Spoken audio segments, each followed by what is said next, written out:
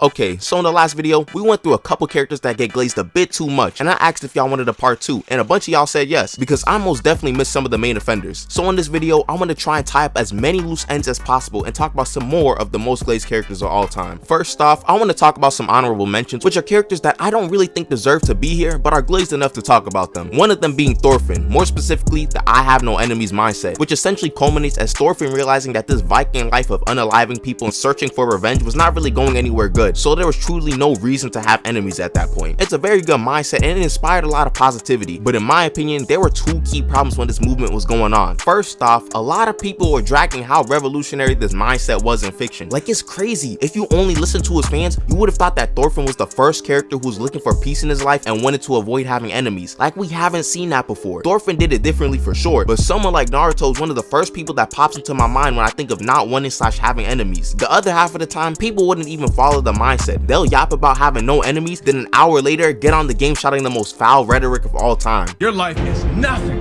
You serve zero purpose.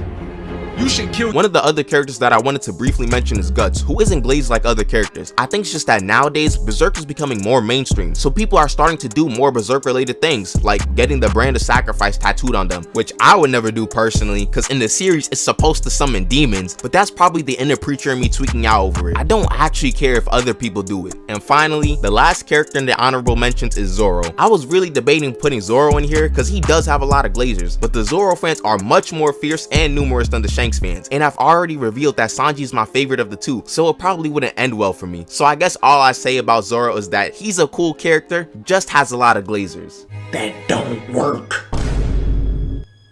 There's no way out of this one. You're done.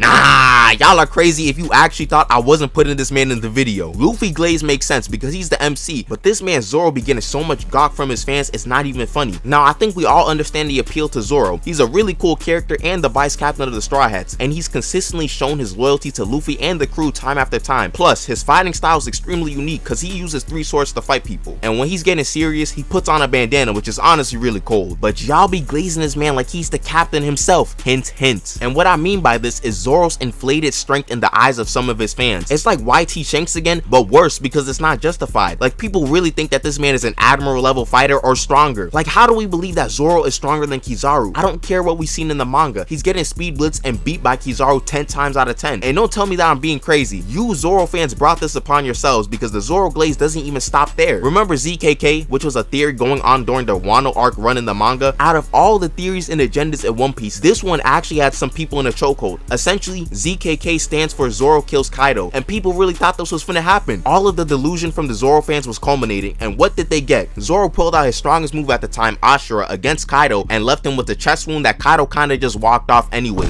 Did the Zoro fans really believe that Luffy wasn't gonna beat Kaido in the end? It only makes sense for the captain of the crew to defeat the Yonko, and that leads me to my next point for the Zoro glazers. There are a certain subgroup of people that believe that Zoro and Luffy are equal in strength. Yet again, I don't know what series you guys have read and or watched, but there is no way we are saying Zoro is the same strength as Luffy. I don't care about them both having Conqueror's coding or whatever other gymnastics the Zoro fans want to go through. Zoro is closer to Sanji than he is to Luffy, easily. Which brings me to an elephant in the room. Zoro glazers versus Sanji glazers. Despite all the slander Sanji fans go through, they are more reasonable when it comes to talking about strength than Zoro fans. Zoro glazers for some reason will always hate to admit that Sanji and Zoro are almost equals in strength, which is crazy considering that one is only seen cooking and simping and the other one is actually training. I don't care which one you like more, but these guys are basically the rivals of the crew. Yet the Zoro glaze has allowed some of y'all to act like there's some massive gap between him and Sanji. And while we're still in One Piece, it's only natural that we talk about Zoro's master as well, Dracula Mihawk. After the last video, it has come to my attention that I might have come off as a Mihawk glazer, which is probably more true than it is false. You know, it's my fault that I took Oda's word when he stated that Mihawk is the strongest swordsman in the world, which also roughly translates to the strongest person in the world who uses a sword. And you know, we've seen someone like Shanks use a sword as his primary weapon, which makes him a swordsman.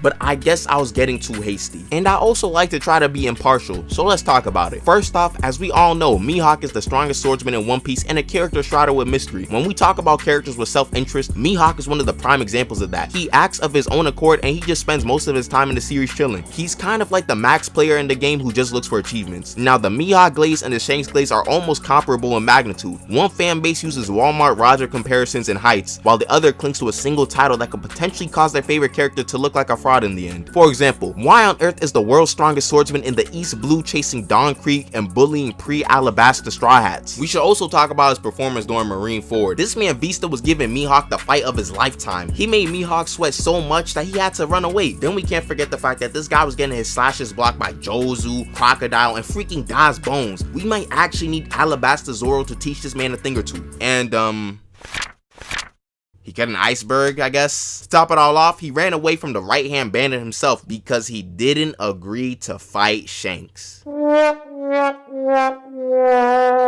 And that's all this man has really done in the series. Mihawk Glazers will also cling to the fact that he has a black blade, which is definitely something special, but we don't even know how this man got it. For all we know, the memes are true and he just painted the blade. But there are some people who are still saying that this man is top 1 in the verse, despite the fact that this man has only shown us to be an East Blue merchant who only relies on sword skill and not his strength. The Mihawk fans are really putting all their hopes and dreams into this last arc because Mihawk needs to perform. Now, we can only hope that this segment satisfies the Shanks fans so they can finally stop yapping about Mr. Pre-Devil Fruit Blackbeard victim and release me from my shackles.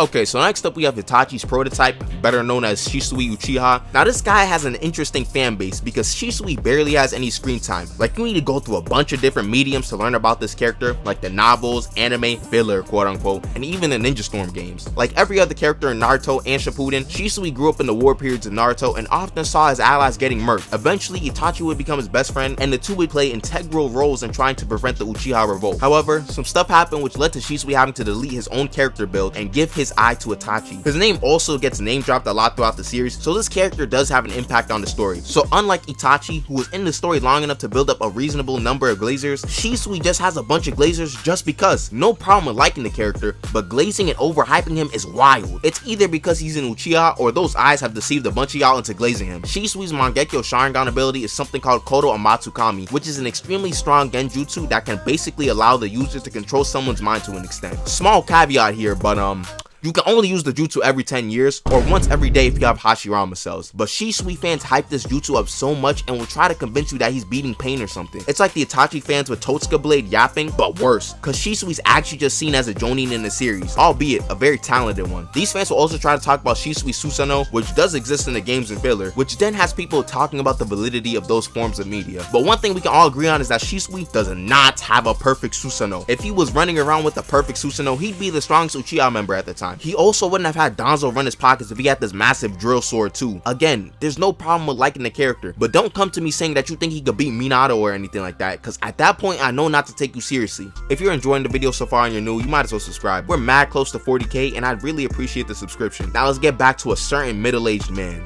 Next up, we're talking about Mr. Toji Fushiguro, the teen hunter himself. And apparently, I low-key was building up some type of streak of Toji slander in my videos, which is honestly a bit surprising. Anyways, Toji Fushiguro is a character that has a bit more depth than meets the eyes. On the outside, he's an Aki guy with a bunch of weapons that just goes out and beats the brakes off of people. However, on the inside, we see someone who's been affected by the nonsense of the Zenin clan due to him having a heavenly restriction, eliminating all of his cursed energy. As we've already seen with Maki, lacking strong cursed techniques or lacking cursed energy altogether is a blight for this family, and it often leads to people being alienated. Toji was one of those who were alienated and eventually left the Zenin clan, marrying Megami's mom and seemingly finding some sort of happiness. But this is where we run into some problems with the Toji Glazers. As I've mentioned in the past, the JJK fandom is very creative, and there have been many fan-made one-shot mangas about Toji, which is fine as long as we know that they are fan-made and not canon. However, there are a good amount of Toji Glazers who try to act like these fan-made works are canon and try to talk about random events that never actually happened. Like, no, we did not see the backstory of Toji in the Zenin clan. And then there are the wholesome fan arts showing the lives of Toji and Megami's mom, and the Toji Glazers will try to delude themselves and everyone around them that this is who Toji was in the series. In reality, this guy was a deadbeat dad who was making ends meet by taking jobs to take out high school kids. High school kids that he needs prep time to take out. Toji fans always talk about him catching a pre-awakened teen Gojo lacking and essentially murking him. This fight is like the holy grail to them, but then they somehow always forget how Gojo spun back after learning RCT and was breaking this man's back end with red and turned him into the Apple logo with purple. His Gojo fight and the 1 against Dagon somehow brings Toji to 15-finger Sukuna level, which is an actual debate that Toji fans always bring up. And the anime didn't make this any better with how many times Toji was seen teleporting around. Now people legitimately think that this guy's a top 3 level fighter in the series when he's still just a Yuta victim. No amount of prep time is helping him against Rika or anything. And spoilers for the manga here, so skip here to avoid them. But they'll also yap about Maki being weaker than Toji when it has been stated multiple times that they are equal in strength after Maki got her awakening, which means that Maki's the only one who's been carrying Toji's power level in the series. If anything, Maki is stronger than Toji at this point because she has probably gotten stronger since this point of the story. The Toji Glazers need to stop with these agendas because they're getting crazier by the day. They are probably even worse than the Gojo Glazers, which brings us to our next character, Satoru Gojo. I low-key want to keep this part short because I'll sound like a broken record. We all know that Gojo Glazers come in all sorts of fashions, whether it be because of his strength, how he looks, or even his influence on New Gen as a whole. Despite what many may say,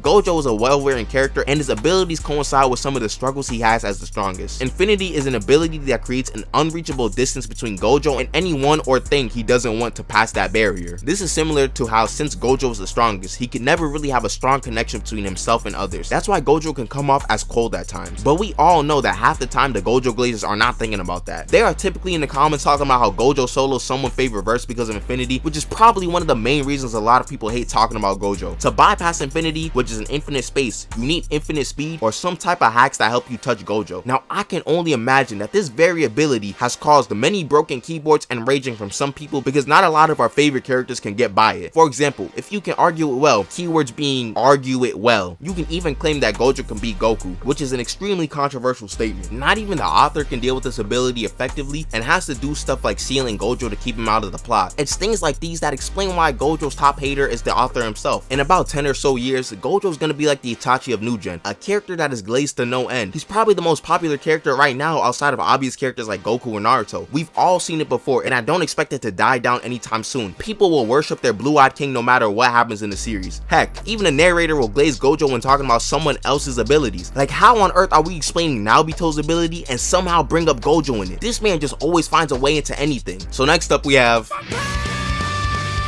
Saitama. Now the next two characters, more so the last bum we're talking about, have come to prominence mainly due to Goku and his fans. Saitama is a character that some call a gag character in the sense that he's kind of just able to win any fight and surpass any limits if the plot needs it. And it's even further compounded with how Saitama got such absurd strength despite having a fairly simple workout routine. It almost gets to Toon Force levels of strength and his nonchalant demeanor makes it pretty funny at times. But the Toon Force like strength is what gets people in a chokehold because people quite literally believe that Saitama can beat anyone. And I'm not even joking. Any fight that he's in, the average Saitama Glazer will say that he can defeat the opponent in one punch because he's the one punch man. Saitama can also do anything in the eyes of a Saitama Glazer because he's been shown to just do a lot of things just because he can. Yes guys, Saitama is boundless and has no limits to anything. Shoot, even though we've never seen this man do elemental bending, he could probably bend all 4 of them and secretly be the Avatar. But we can't be too hard on Saitama fans because they don't know any better. If their MC has been shown to do crazy stuff, we are obligated to let them delude themselves into believing that they can do anything in the entire world, and that includes allowing them to think that he could beat Goku. Which brings us to our last character in the video, Anos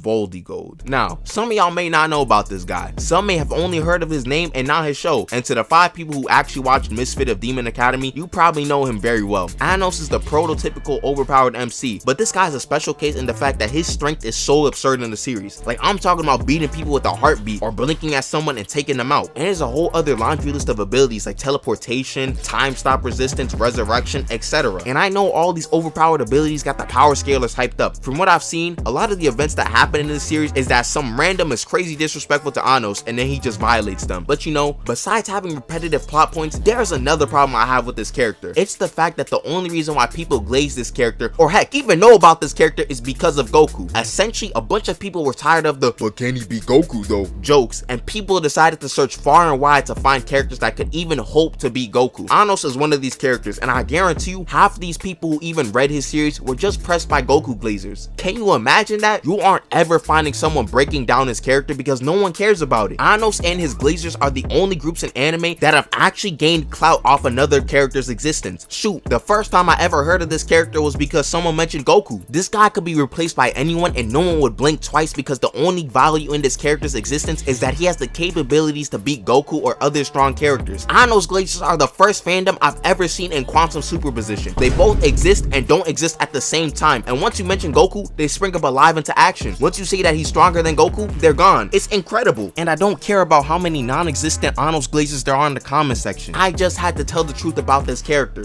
Now, hopefully I was able to tie up all the loose ends in this video because it was a longer video than usual. I know some of y'all want a longer video, so hopefully this helped with that. If I missed any other characters, just tell me in the comments and I'll make a follow-up later. But it will probably be after some other video ideas I got in the works. With that being said, hope you guys enjoyed the video. Have a great day and peace out. That's all, folks.